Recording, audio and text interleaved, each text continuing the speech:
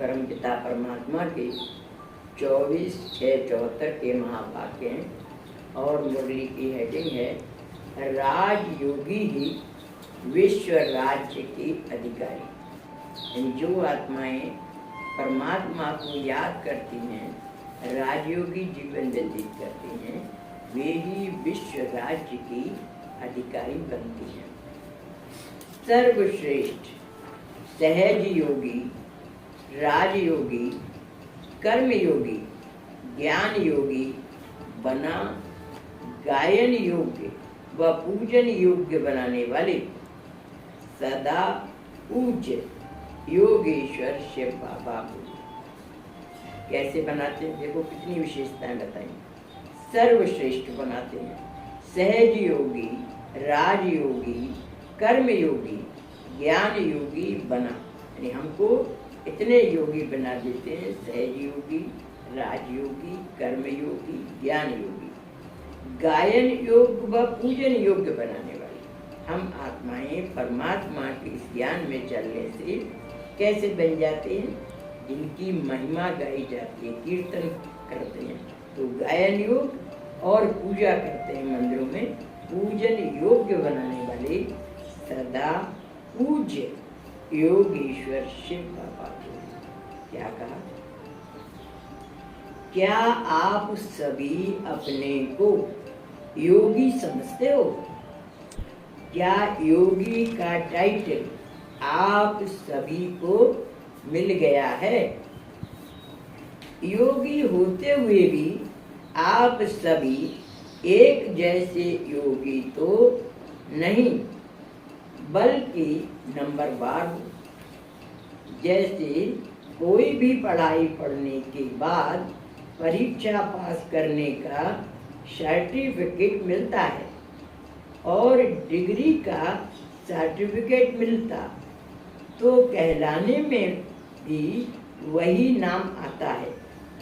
जैसे कि वकील है या डॉक्टर है, ऐसे ही यहाँ भी जब नॉलेजफुल बाप के द्वारा योगी और भोगी जीवन की नॉलेज मिली है, तो भोगी के बाद मरजीवा बने, तो यहाँ भी ब्रह्मा कुमार व ब्रह्मा कुमारी का टाइटल मरजीवा बनने के बाद स्वतः ही मिल जाता है।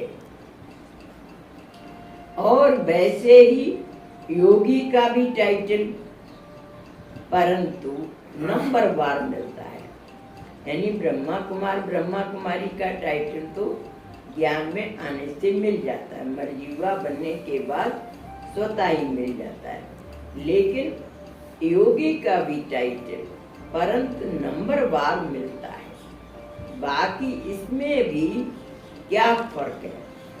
जैसे योग की महिमा करते हैं कि यह सहज योग, निरंतर योग, कर्म योग व ज्ञान योग और बुद्धि योग है, फिर उसकी भी उपमा करते हैं ना। जैसे डॉक्टर्स में और मिलिट्री में भी भिन्न भिन्न प्रकार के ग्रेड्स होते हैं, उसी रीति यहाँ भी योगियों में कर्मयोगी और बुद्धि योगी हैं। यहाँ भी कोई तो सभी लक्षणधारी हैं और कोई एक या दो, लेकिन सब नहीं। यानी बाबा कहते हैं, बता रहे हैं कि जैसे आप देखिए डॉक्टर्स होते हैं तो कोई हार्ट के स्पेशलिस्ट होते हैं, कोई आँख के स्पेशलिस्ट होते हैं, कोई कान के स्पेशलिस्ट होते हैं। तो जिस क्षेत्र में उन्होंने ज़्यादा मेहनत की है, पढ़ाई की है, उस क्षेत्र के वे ऑर्गन के वे स्पेशलिस्ट बन जाते हैं। वैसे ही योगी तो हम सभी हैं, सभी बाबा को याद करते हैं, लेकिन जो बाबा ने आज टाइटल बताए, सहज योगी, राजयोगी, कर्म योगी, ज्ञान योगी, ऐसे ये जो डिफरेंट टाइप्स बताई हैं, ये स्पेशलिस्ट की बातें हैं। तो वो आत्माएं जो ऐसी निपुण बन जाती हैं जिस क्षेत्र में, वो आत्माएं वो टाइटल लेने की अधिकारी बन जाती हैं। तो बाबा ये बात कह रहे हैं, उसी रीति यहाँ भी योगियों में कर्मयोगी और बुद्धि योगी। किसी का बुद्धि का कनेक्शन बाबा के पास हर समय रहता है, कोई काम करते हुए भी हमेशा बाबा की याद में रहते हैं। यहाँ भी कोई तो सभी लक्षणधारी है, और कोई कैसे होते हैं, सभी लक्षण उनके अंदर होते हैं, और कोई एक या दो, लेकिन सब नहीं, सब विशेषताएं नहीं आती उनके अंदर, एक या दो विशेषताएं। जैसे कि किसी का बुद्धि का योग है लेकिन उसका कर्म योग नहीं है। बुद्धि से तो बाबा को याद करता है, लेकिन काम करते समय परमात्मा से योग नहीं जुट पाता है, एक्शन कॉन्शियस हो जाते हैं। तो बाबा कह रहे हैं कर्म योग नहीं है, या फिर किसी का कर्म योग है तो वह सहज योग नहीं है। काम करते हुए बाबा की याद है लेकिन सहज रूप से नहीं याद है, तो सहज योगी नहीं है। या जो ज्ञान में सदा नहीं रहता तो उसको ज्ञान योगी नहीं कहेंगे। जिनके अंदर ज्ञान का मनन चिंतन नहीं चलता, या ज्ञान को अपने जीवन में नहीं दिखाते हैं, किसी को प्रत्यक्ष नहीं हो पाता है, तो वो ज्ञान योगी भी नहीं कहेंगे। यहाँ भी एक ही टाइटल मिलेगा। तो आप जो योग की महिमा औरों को सुनाते हो तो वह स्वयं में धारण करो। यानी जैसे दूसरों को सुनाते हैं कि ये कैसा है, कि योग राजयोग है, कर्म योग है, ज्ञान योग है, तो बाबा कह रहे हैं ऐसे सुनाते हो तो वह स्वयं भी धारण करो। जैसे राजयोग अर्थात जो कर्मेंद्रियों पर विजय प्राप्त कर उन पर राज्य करता है, तो वह भविष्य में भी श्रेष्ठ पद को पाता है। अब राजयोग के वैसे तो कई अर्थ हैं, लेकिन यहाँ पर परमात्मा कह रहे हैं कि राजयोग माने जो अपने शरीर की इंद्रियों का राजा बन करके, यानी मालिक बन करके योग करता है, तो वो राजा बनता है वहां जा करके, तो वह भविष्य में भी श्रेष्ठ पद को पाता है। राजयोगी का अगर पावरफुल योग है तो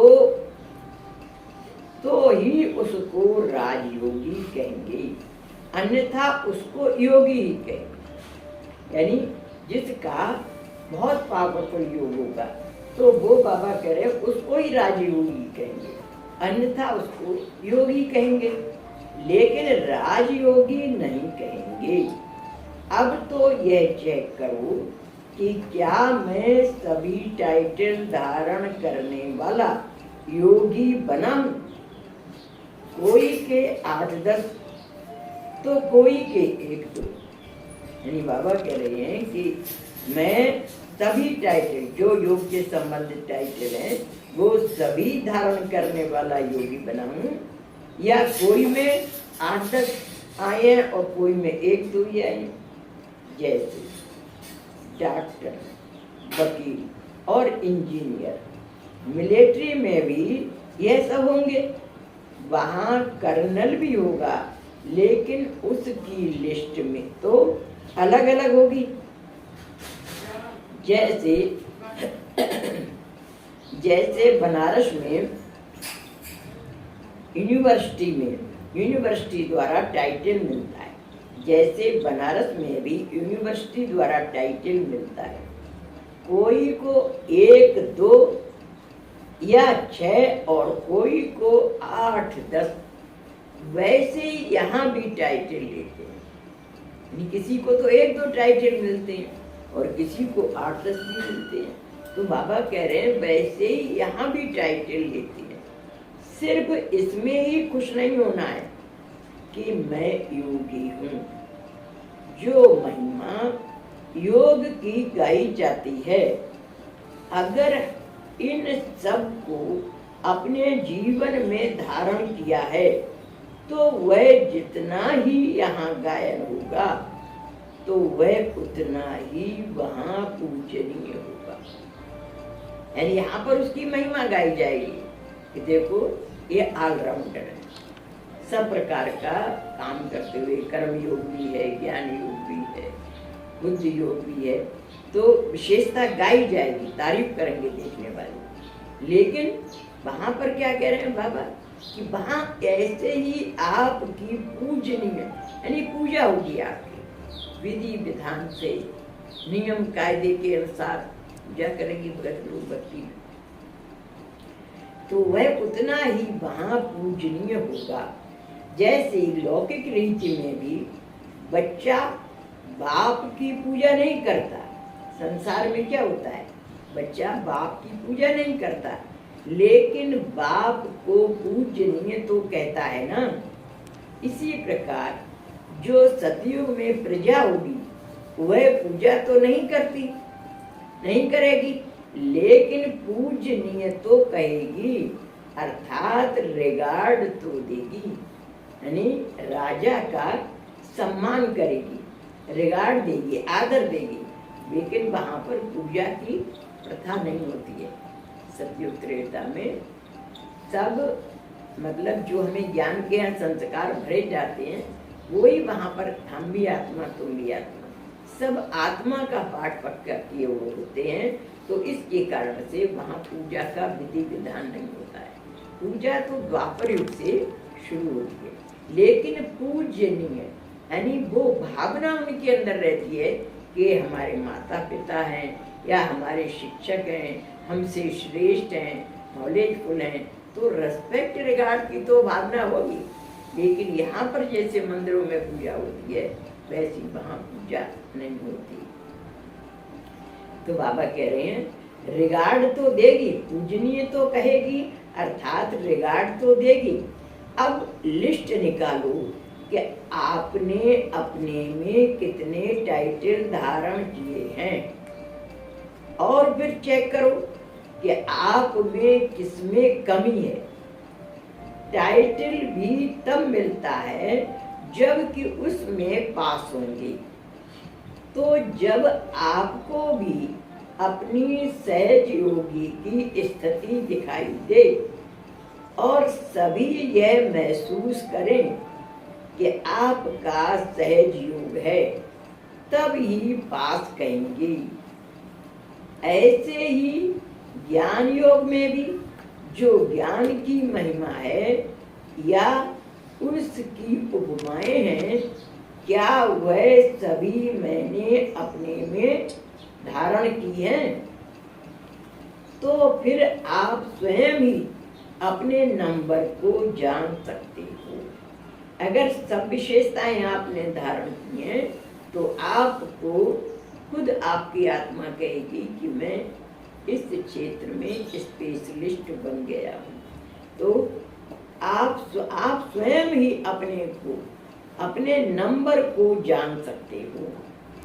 जैसे कोई कहे कि पढ़ाई पावरफुल है, तो यह ज्ञान की महिमा हुई ना कि पढ़ाई पावरफुल है, ज्ञान की महिमा हुई ना, न कि आपकी। तो अब देखो कि ज्ञान के जितने भी नाम हैं, क्या वह सब मैंने धारण किए हैं? अगर सब टाइटल ज्ञान और योग के धारण नहीं किए हैं तो विश्व महाराजन व विश्व महारानी बन नहीं सकेंगे। यानी बहुत माइन्यूट चेकिंग है, और वैसे ही प्राप्ति में भी अंतर हो जाता है। जब तक सर्व में नहीं परफेक्ट बने हैं तब तक विश्व महाराजन और विश्व महारानी नहीं बन पाएंगे। चलो पास विद ऑनर नहीं, परंतु पास तो होना है। फिर पास होने के लिए भी तो 75% मार्क्स चाहिए।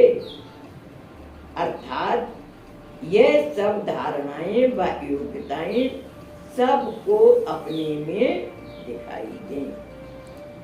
देखो यहाँ पर कितना परसेंटेज चाहिए। संसार में तो 33% पर पास हो जाता है, लेकिन यहाँ बाबा क्या करें, पास होने के लिए भी तो 75% मार्क्स चाहिए।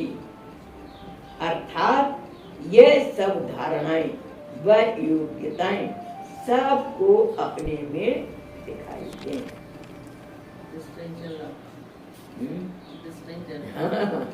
महीन पढ़ाई है ना, और पढ़ाने वाला भगवान और अपने समान बना रहा है, तो 100% वाला ही तो उसके निगाह में सही साबित होता है। तो बाबा कह रहे हैं 75% मार्क्स चाहिए, चाहिए। अर्थात यह सब धारणाएं व योग्यताएं सबको अपने में दिखाई दे। सारे दिन के चार्ट में जैसे 24 घंटे होते हैं, तो उसमें भी 8 घंटे आराम के, फिर उसमें बचे 16 घंटे, तो 16 का पौना 12 घंटे। लेकिन जिसका बहुत बुद्धि का काम होता है, तो 3 घंटे उनको छुट्टी दे देते हैं, और बाप होने के नाते 1 घंटा वैसे ही छोड़ देते हैं। तो इस प्रकार 8 घंटे बचे। तो सहज योगी, राजयोगी आदि जो भी ज्ञान और योग के टाइटल हैं, वह आप में 8 घंटे तो पूर्ण रूप से होने ही चाहिए। यानी कम से कम 8 घंटा आप ज्ञान की टचन में रहें। वह आप में 8 घंटे तो पूर्ण रूप में होने ही चाहिए, जिससे कि अन्य आत्माएं भी यह महसूस करें, वह सर्टिफिकेट प्रदान करें कि हाँ, यह सब लक्षण इसमें हैं। तभी इसमें 75% मार्क्स मिल सकेंगे। फिर आगे बाबा कहते हैं, जो महारथी हैं अर्थात पास विद ऑनर होने वाले हैं, तो उनकी नींद का टाइम भी योग युक्त स्थिति में गिना जाता है। यानी सोने का समय भी बाबा की याद में गिना जाता है। उनकी स्टेज ऐसी होगी जैसे कि पाठ समाप्त कर वह स्वयं परम धाम में हैं, और उनको योग की ही महसूसता होगी। यानी काम करने के लिए धरती पर आए, काम खत्म और अपना परम धाम में पहुंच गए, तो उनकी स्थिति भी कैसी होगी, जैसे परम धाम में। तो उनको योग भी योग की ही महसूसता होगी। जैसे गायन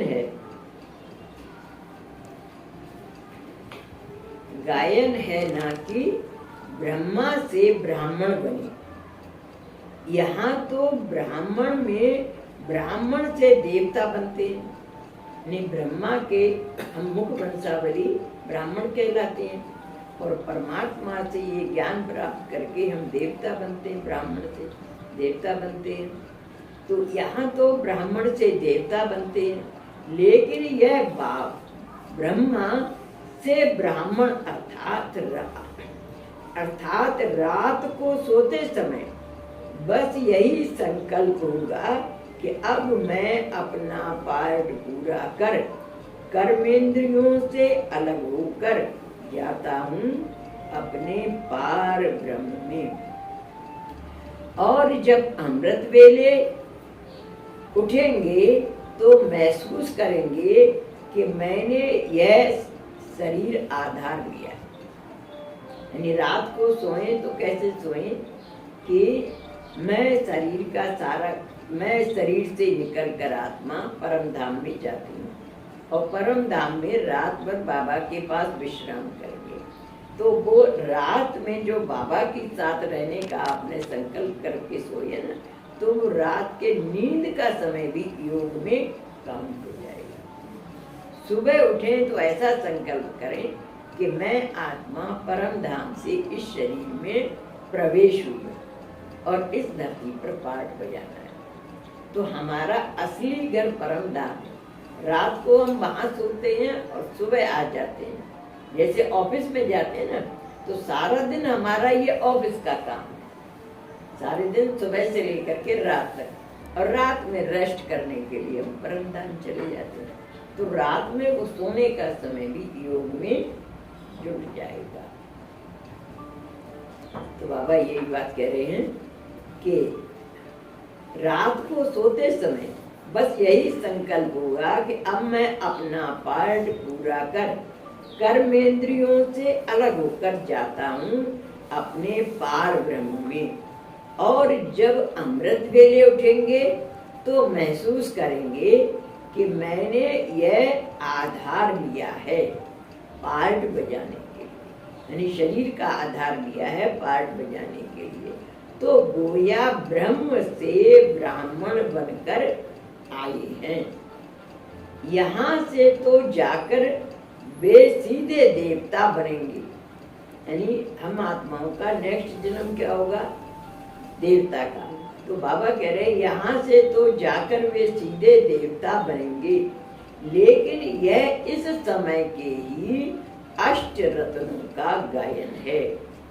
जैसे साकार में बाप और माँ सरस्वती को देखा, उन्हें फर्स्ट सेकंड नंबर किस आधार पर मिला? उनकी ज्यादा समय की कमाई तो नींद की ही जमा हुई ना। यानी वो इसी तरह सोते थे, रात को परम धाम में चले गए और सुबह वहां से आ गए। तो नींद का समय भी योग में जुड़ जाता है, तो इसलिए उनको ऊंचा पद मिला। तो बाप और माँ सरस्वती को देखा, उन्हें फर्स्ट सेकंड नंबर किस आधार पर मिला? उनकी ज्यादा समय की कमाई तो नींद की ही जमा हुई ना। भले वे सोते भी थे, लेकिन ऐसा अनुभव करते थे कि नींद में नहीं है, बल्कि हम तो जाग रहे हैं। और फिर उनकी थकावट भी दूर हो जाती थी, क्योंकि जब आत्मा कमाई में जागृत होती है तो उसे थकावट भी नहीं होती। तो जैसे माँ बाप ने नींद को योग में बदला, तो आप भी फर्स्ट ग्रेड के महारथियों को ऐसा ही फॉलो करना। बाबा हम बच्चों से भी यही आशा करते हैं कि हम भी ऐसे ही ब्रह्मा बाबा और मम्मा को फॉलो करें। फॉलो करना है। अब ऐसा अनुभव तो करते हो कि नींद कम होती जाती है, यानी जितना ज्ञान में चलते जाते ना, नींद की मात्रा कम होती जाती है। तो बाबा कह रहे हैं ये तो अनुभव करते हो, लेकिन ऐसी अवस्था बनानी है, नींद को योग में बदलो और फॉलो फादर करो। यानी नींद को भी योग में बदलो और फॉलो फादर करो। सारा दिन तो वे आपको समान ही, आपके समान ही साधारण थे ना। यानी ब्रह्मा बाबा के लिए कह रहे हैं कि सारा दिन तो वे आपके समान ही साधारण थी ना। यह है फर्स्ट ग्रेड की निशानी अष्ट रत्नों में आने वालों की। दूसरे हैं 100 वाले, यानी 108 आत्माओं की जो माला बनाई जाती है, तो 8 तो उसमें पास पे दोनों वाले और 100 फर्स्ट डिवीजन वाले होते हैं। तो दूसरे हैं 100 वाले, और फिर तीसरे हैं 16,108 में आने वाले। लेकिन यहाँ महारथी तो सभी हैं, घोड़े सवार कोई नहीं है, लेकिन फर्स्ट सेकंड और थर्ड नंबर होते हैं। इसी प्रकार जैसे किसी ने कर्मेंद्रियों को ऑर्डर दिया और उसने वैसा ही किया, तो मानो कि वह कर्मयोगी है। लेकिन जो सेकंड ग्रेड वाले होंगे तो उन्हें इसमें कभी कभी सफलता व कर्मयोगी की महसूसता आएगी और कभी कभी नहीं। और बाकी थर्ड ग्रेड वाले को तो तुम जान ही सकते हो। तो जब आपने फर्स्ट ग्रेड का बनना है तो पहले लिस्ट निकालो कि हमको फर्स्ट ग्रेड का बनना है, तो पहले लिस्ट निकालो कि ज्ञान योग के कितने टाइटल्स हैं और आपने उनमें से कितने धारण किए। ज्ञान योग के कितने टाइटल अभी बताए, बुद्धि योग, ज्ञान योग, राजयोग, सहज योग, तो ये सब उनमें आपने कितने धारण किए हैं। यह क्लास करण ब्रह्मा कुमार व ब्रह्मा कुमारी का टाइटल तो सबको मिल गया, पर इसमें ही खुश नहीं हो जाना। और कह रहे ज्ञान में आने से ब्रह्मा कुमार ब्रह्मा कुमारी तो सब कहलाने लगते, लेकिन इसमें ही खुश नहीं हो जाना है और अपने आप को आगे बढ़ाना। यानी good to be better, better to be best in the life never. आप अच्छे तो बन गए, एक सीढ़ी तो चढ़ गई, अब दूसरी सीढ़ी चढ़ो, फिर फाइनल स्टेज पे। तो ऐसे पुरुषार्थ हमेशा करते रहना है। तो इसमें ही कुछ नहीं हो जाना है, बल्कि सब टाइटल्स को पूरा पूरा धारण करना। सब टाइटल्स का पूरा पूरा, हर प्रकार से आप मास्टर बन जाए, आले नाल बन जाए, सर्वेश्वर बन जाए, कोई भी बात आप में कमी न रह जाए। अच्छा, फिर अव्यक्त बाप दादा की पॉइंट्स है। क्या अपने को बेगमपुर के बादशाह समझते हो? बैगर के साथ बादशाह, यानी किसी भी प्रकार की चिंता नहीं। बेगमपुर और बादशाह राजा को कहते हैं। तो बाबा कह रहे हैं बैगर के साथ बादशाह भी। बैगर बनने की बातों में बादशाह नहीं, और ना ही बादशाह बनने की बातों में बैगर ही बनना है। यही बुद्धि का कमाल चाहिए। जैसा समय वैसी बात और वैसा अपना स्वरूप बना दो। इसके लिए मुख्य शक्ति कौन सी चाहिए? यानी जैसा समय वैसी बात और वैसा ही अपना स्वरूप बना दो। इसके लिए मुख्य शक्ति कौन सी चाहिए? इसमें चाहिए निर्णय करने की शक्ति। जब पहले यह जानो कि यथार्थ निर्णय करने का कौन सा समय है, तो उस प्रमाण कौन सा स्वरूप चाहिए, तभी तो विजयी बन सकेंगे ना। निर्णय शक्ति अपने में लाने के लिए मुख्य पुरुषार्थ कौन सा चाहिए? इसके लिए मुख्य बात अपनी बुद्धि की व लगन की सच्चाई और सफाई चाहिए। यानी क्या होना चाहिए कि बुद्धि की, लगन की सफाई और सच्चाई और सफाई चाहिए। कोई भी चीज जितनी साफ होती है तो उतनी ही उसमें सब स्पष्ट दिखाई देता है। अर्थात निर्णय सहज हो सकता है, लेकिन यहाँ सिर्फ सफाई ही नहीं, लेकिन सफाई भी कौन सी? सच्चाई की। यानी सच्चाई भी हो, केवल सफाई ही नहीं है, सच्चाई। क्योंकि सच्चे दिल पर साफ राजी होता है। सच्चाई को कि जितनी जितनी बुद्धि की लगन में स्वच्छता अर्थात सच्चाई और सफाई धारण की हुई है तो उतनी ही निर्णय शक्ति सहज आ जाएगी। यानी जितनी जितनी बुद्धि की लगन में स्वच्छता और सच्चाई होगी, सफाई होगी, उतनी ही निर्णय शक्ति सहज ही आएगी। आप सोचेंगे और आपको फौरन टचिंग आएगी कि आप ऐसे करो, तो निर्णय शक्ति सहजी आ जाएगी। क्या अपने में ऐसी चेकिंग करते हो? याद में रहना बहुत सहज है। याद के साकार स्वरूप का सुख लेने के लिए ही तो यहाँ आते हो ना। यानी माउंट हम जाते हैं तो किस लिए जाते हैं? याद के साकार स्वरूप का सुख लेने के लिए ही तो यहाँ आते हो ना। लेकिन फिर भी नंबर बार किस आधार पर होते हैं? यानी इसके आधार पर कि हमारे अंदर की जितनी सच्चाई सफाई होती है उस आधार पर नंबर बार नहीं जाती है। नंबर बार किस आधार पर होती है?